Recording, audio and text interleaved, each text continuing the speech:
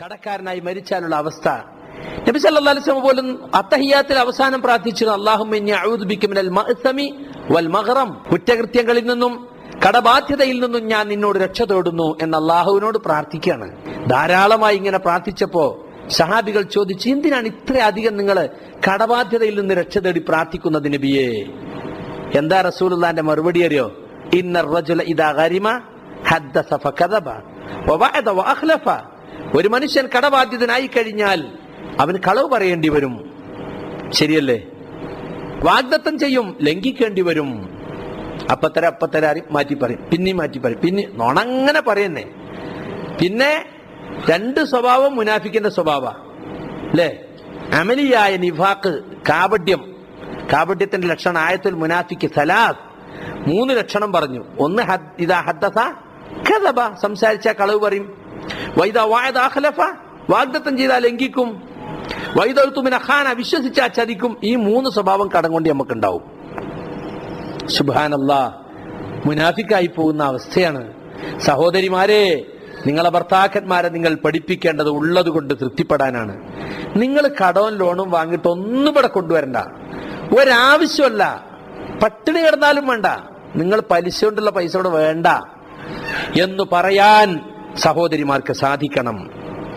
നമ്മൾ ഹറാമ് തിന്നാൽ, നമ്മുടെ കുട്ടികൾ ഹറാമ് തിന്നാൽ ആ ശരീരം നരകത്തിന് അവകാശപ്പെട്ടതാ, സ്വർഗത്തിന് അവകാശപ്പെട്ടതല്ല. ദുആക്ക് ഉത്തരം കിട്ടൂല എന്നാ പറഞ്ഞ് അല്ലേ? യാ റബ്ബി യാ റബ്ബി എന്നിങ്ങനെ പറഞ്ഞുകൊണ്ടിരിക്കും. പക്ഷേ എന്താ അവസ്ഥ? മത്അമുഹു ഹറാം, തിന്നുന്നത് ഹറാം. മശ്റബുഹു ഹറാം, കുടിക്കുന്നത് ഹറാം. വമൽബസു ഹറാം, ഉടുക്കുന്ന വസ്ത്രം ഹറാം. വഗുദ്ദിയ ബിൽ ഹറാം, ശരീരം ഇങ്ങനെ തടിച്ചു കൊഴുത്തത് ഹറാമു കൊണ്ട്. ഫഅന്നാ യുസ്തജാബു ലഹ്, എങ്ങനെയാണ് അയാൾക്ക് ഉത്തരം കിട്ടുക എന്നാ പറഞ്ഞത്? റബ്ബിനെ വിളിച്ച് തേടുന്നത്.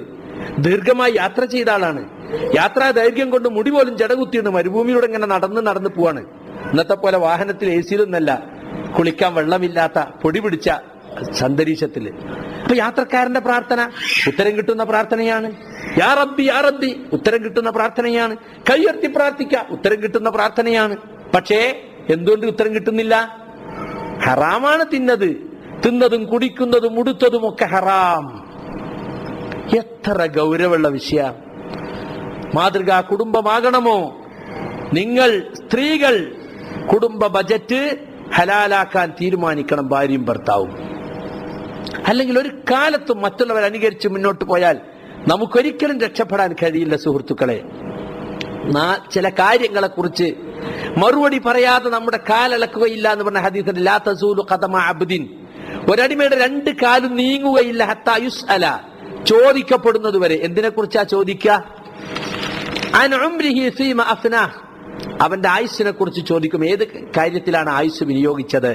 വഅൻ ഇൽമിഹി ഫീമ ഫഅൽ, അവന്റെ ഇൽമിനെ പറ്റി ചോദിക്കും, ഏത് കാര്യത്തിലാണ് ആ ഇൽമു കൊണ്ട് എന്താണ് പ്രവർത്തിച്ചത്. വഅൻ മാലിഹി, അവന്റെ സമ്പത്തിനെ പറ്റി ചോദിക്കും.